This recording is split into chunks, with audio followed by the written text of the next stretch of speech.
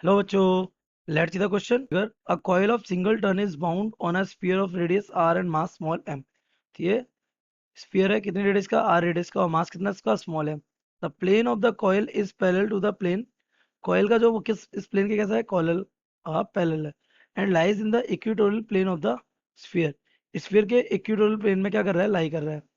Current in the coil is capital I. The value of V if the sphere is in equilibrium is. ये rotational equilibrium में होगा। Option A mg cos theta upon pi I R. Option B mg upon pi I are.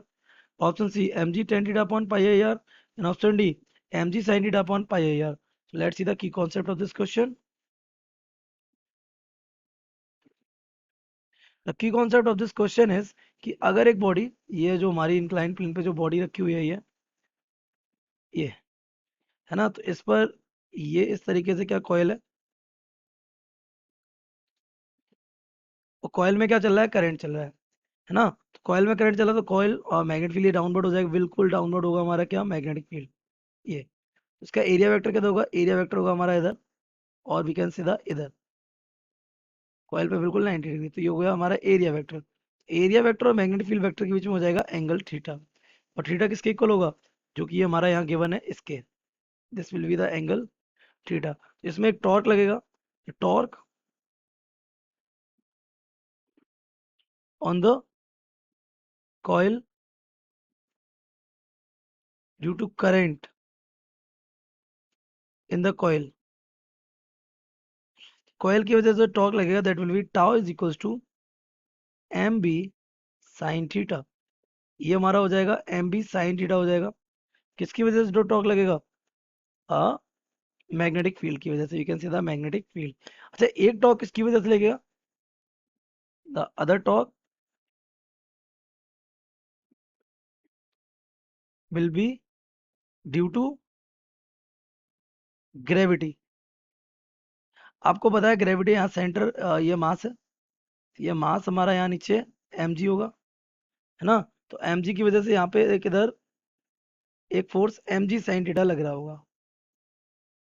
M G sine theta, जिसकी इसके, ये जो इसका जो fix point है, ये इससे डिस्टेंस कितनी है? मान ली इसकी रेडियस आपको दे रखी है, कैपिटल आर है।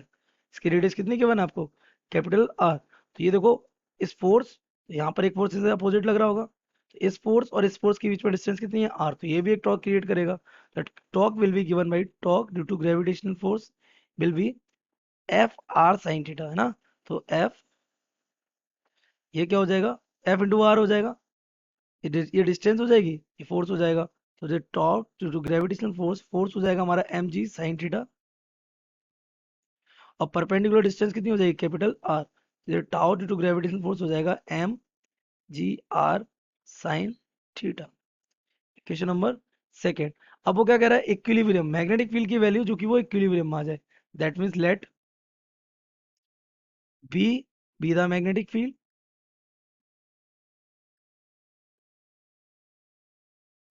For which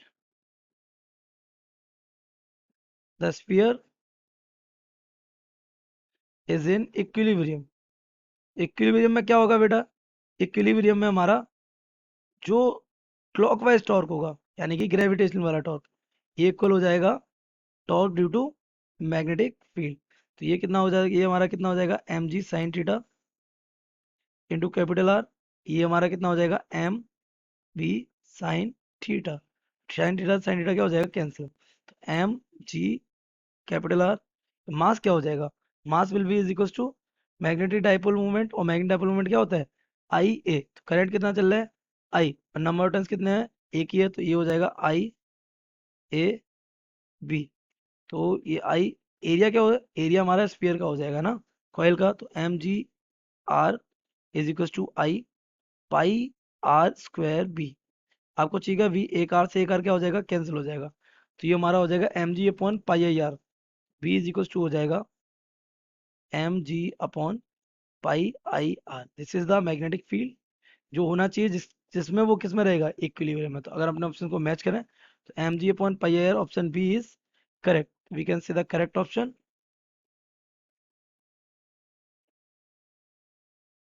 B. I hope you have understood it well. Best of luck.